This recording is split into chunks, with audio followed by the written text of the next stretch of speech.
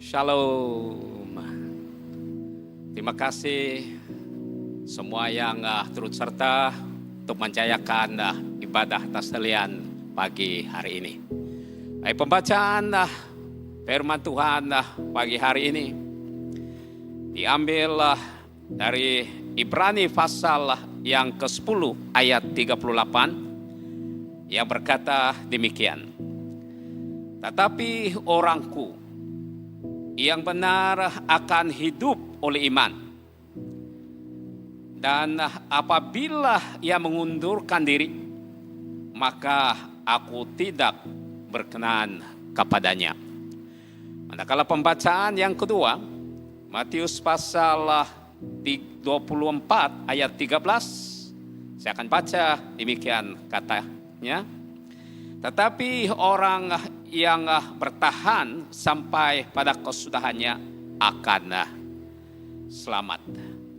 Tema firman Tuhan pagi hari ini ialah hidup oleh iman. Saudara dan saudari yang dikasihi oleh Tuhan. Apa artinya hidup oleh iman? Sesuai dengan pembacaan yang sebentar tadi kita telah baca, Ibrani 10 ayat yang ke 38e, di mana hidup oleh iman artinya orang benar. Saudara dan saudari yang dikasih oleh Tuhan. Artinya hidup dalam iman ialah orang benar. Orang benar ini, mereka ini yang menghadapi Allah dengan hati yang tulus, ikhlas, dan keyakinan iman yang teguh.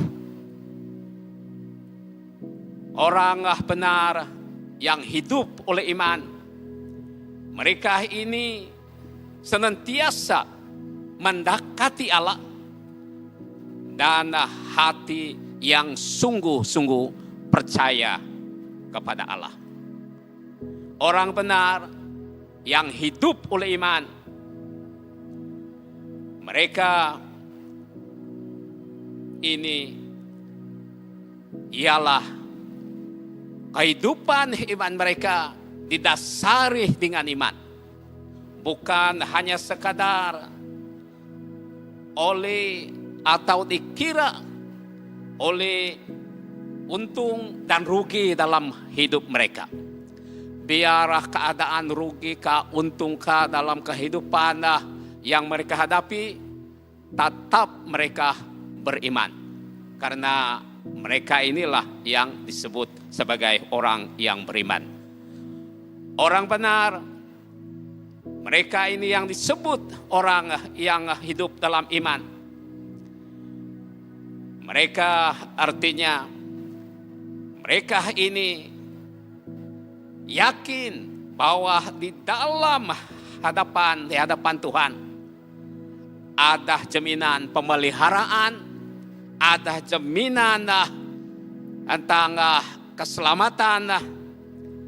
Mereka berpikiran yang sedemikian, di mana oleh karena mereka hidup oleh iman, bahwa mereka pemeliharaan Allah secara rohani, secara jasmani, dan keselamatan mereka secara roh ada jaminan karena mereka hidup oleh iman.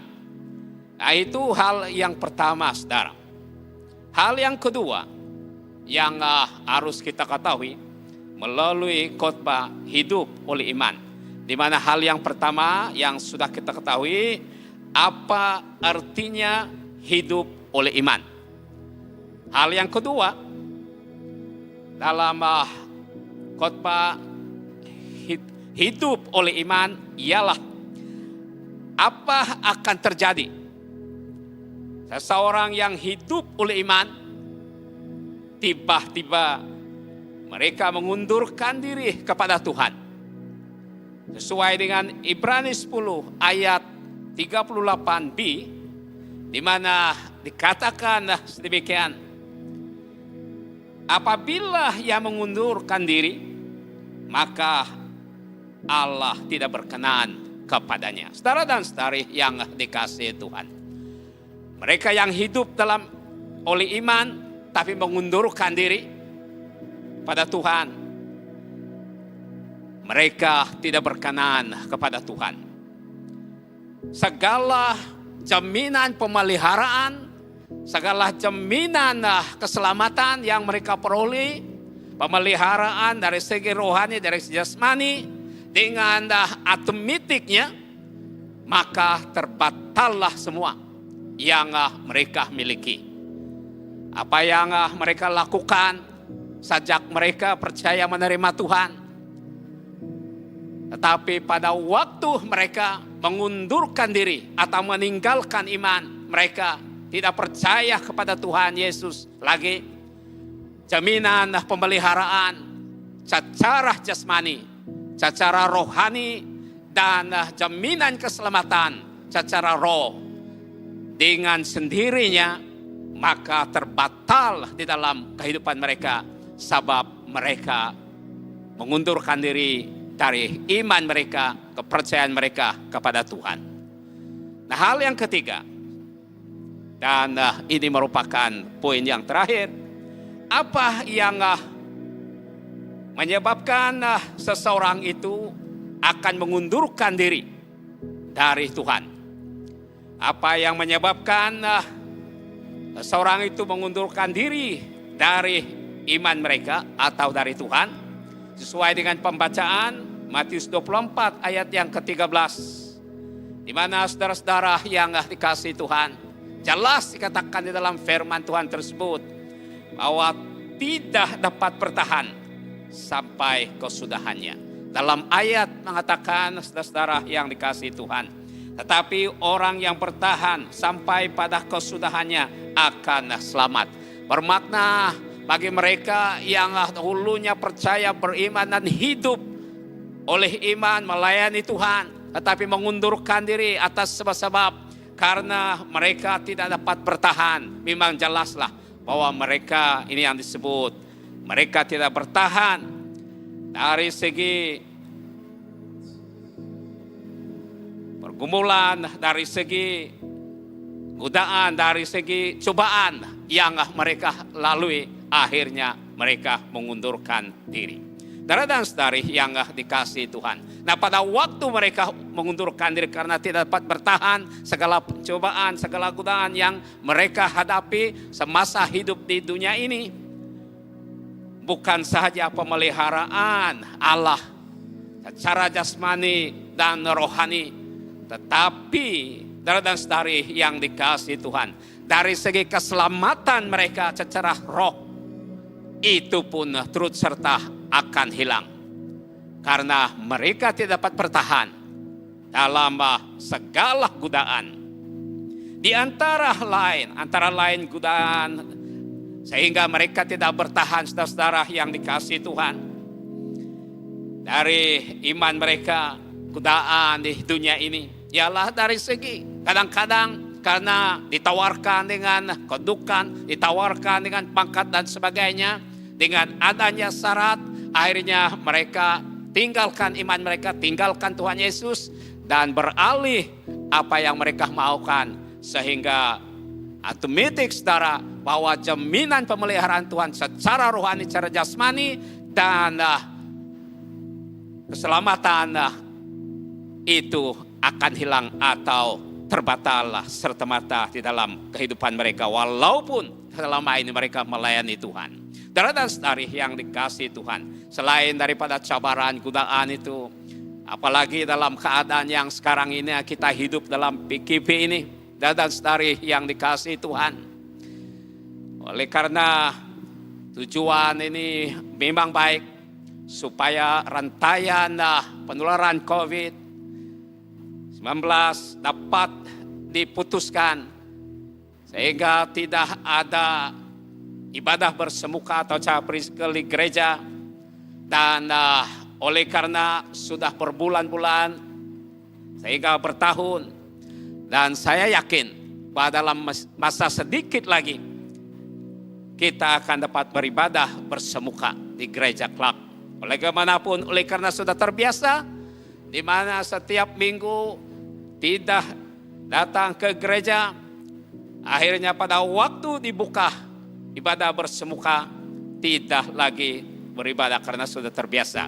Dengan ini saudara-saudara yang dikasihi Tuhan, kita berdoa supaya tidak akan terjadi di dalam jemaat kita hal yang sedemikian.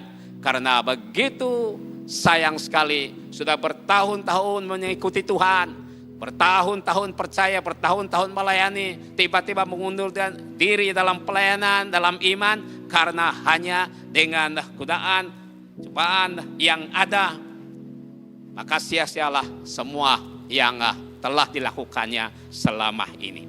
Oleh itu, saudara dan saudari yang dikasihi Tuhan,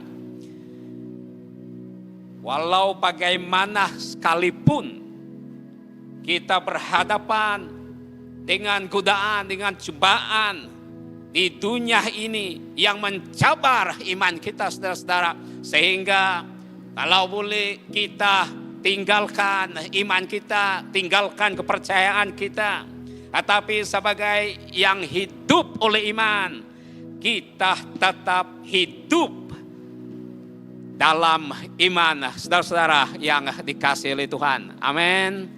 Saya percaya bila kita sungguh-sungguh kepada Tuhan, bila kita percaya Tuhan, walau apa cabaran sekalipun, kita tetap hidup oleh iman. Oleh itu firman Tuhan mengatakan, hanya orang yang bertahan sampai kepada kesudahannya, dia akan selamat.